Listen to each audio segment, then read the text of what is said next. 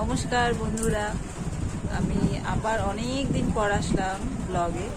তো মাঝে দিয়ে বলা ভুল, প্রায় 1 থেকে 1.5 বছর আগে আমি ব্লগ করে স্টার্ট করেছিলাম, ডেলি ব্লগ যেটা। তো সেটা আমি আর কন্টিনিউ করতে পারিনি, নানান সমস্যার জন্য সেটা আমাকে বন্ধ করতে হয়েছিল। তো আমার অনেক দিনের ইচ্ছে ছিল যে আমার একটা ব্লগ চ্যানেল থাকবে আর আমি সেটা ব্লগ করব।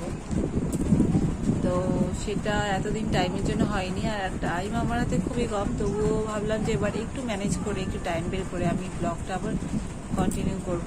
তো আজকে সেটাই কন্টিনিউ করার জন্য এসেছি। আমি এখন আছি আমার বাপের বাড়ি, এটা বাপের বাড়ি ঘর। এখানে এসেছি আজ 8 দিন আগে, রবিবার এসেছি। আমার বোনের বিয়ে উপলক্ষে এসেছিলাম আর কি, বোনের বিয়ে ছিল তাই। তো আজ প্রায় বাড়িটা প্রায় ফাঁকা, বোনেরা এসছে, দিরাগমনে এসছে ওরা। তো কিছু কিছু আত্মীয় স্বজন চলে গেছে, যেমন আমি রয়ে গেছি, আমার মেজো পিসি রয়ে গেছে। তো আমিও কালকে সকালে চলে যাব, আমার মেজো পিসিও চলে যাবে, আমার বাবাও চলে যাবে। তো কালকে মোটামুটি পুরো বাড়ি ফাঁকা।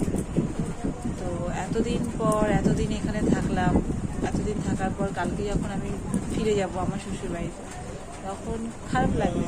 এতদিন এত হইচই জাঁকজমকের মধ্যে ছিলাম। তারপরে বাড়িতে যাওয়া মানে সেই ডেইলি রুটিন আবার চালু হয়ে যাওয়া, এই রান্না খাওয়া, সংসার সামলানো, এই। তো প্রথম খারাপ লাগবে, তারপরে আবার ঠিক করতেই হবে, কেননা এটাই তো জীবন, এইভাবেই জীবনটা চলবে। তো যাই হোক, আজকে আমার বোনের হাজব্যান্ডের আজকে খাওয়া দাওয়ার খরচটা ছিল। তো প্রচুর লোক খেয়েছে আজকে, প্রায় 70-80 জন তো হবেই। ওর শ্বশুর বাড়ির দিক থেকে আমাদের রিলেটিভসরা, পাড়া প্রতিবেশী, তারা প্রত্যেকেই খেয়েছে। তো সারাদিন চাপের মধ্যেই ছিল, ব্যস্ততার মধ্যেই ছিলাম, তার মধ্যে হাসি ঠাট্টা ছিল। আমিও তো কোনো কাজ করিনি, আমি রোববারটা একটু ফাঁকা থাকি। তো আমি কিছু টুকটাক কাজ করে আমি শুয়েছিলাম, কাউকে দেওয়া করতে হয়নি, আমি খেয়ে শুয়ে পড়েছিলাম। কিন্তু যেহেতু কন্টিনিউ আগে রবিবার থেকে চালু হয়েছে মাছ মাংস এই সমস্ত রিচ টাইপের খাওয়া, তো আজকে পেটটার অবস্থা একদম খুবই খারাপ।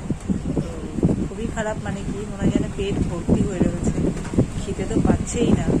যে আমি প্রতিদিন সন্ধ্যেবেলা চা খাই, আজকে চা খেতেও ইচ্ছে করছে না। তো আমি এই ঘরে একাই রয়েছি। এই ঘরে এটা আমার ভাইয়ের ঘর ছিল। তো ভাই এখন বাড়ি নেই, ওর জবের জন্য বাইরে আছে। আর ও পাশে ওই যে তোমরা আয়না দেখতে পাচ্ছি, ওইটা হয়েছে মেজো পিসেও টিভি দেখছে। ওই ঘরে আমার মা আছে, মেয়ে আছে, আর পিসেও বসে টিভি দেখছে। তো বাইরে বৃষ্টি পড়ছে হঠাৎ করে, সারাদিনটা খুব ভালো গেছে, কোনো বৃষ্টি কিচ্ছু নেই। এখন ঝমঝম করে বৃষ্টিটা নামলো। তো আবার কাদা ব্যাচ এই সমস্ত হবে। তো যাই হোক, আজকে আমি বেশিক্ষণ আর তোমাদের সাথে বক করবো না, কারণ একবার বক শুরু হলে আর থামতে চাই না, এই কথা সেই কথা চলেই আসে, আর তোমাদেরও আমি বোর করতে চাই না। তো আজকের মতো এখানেই টাটা, সবাই ভালো থেকো, গুড নাইট। আবার নেক্সট ব্লগে তোমার সাথে দেখা হবে। So good night.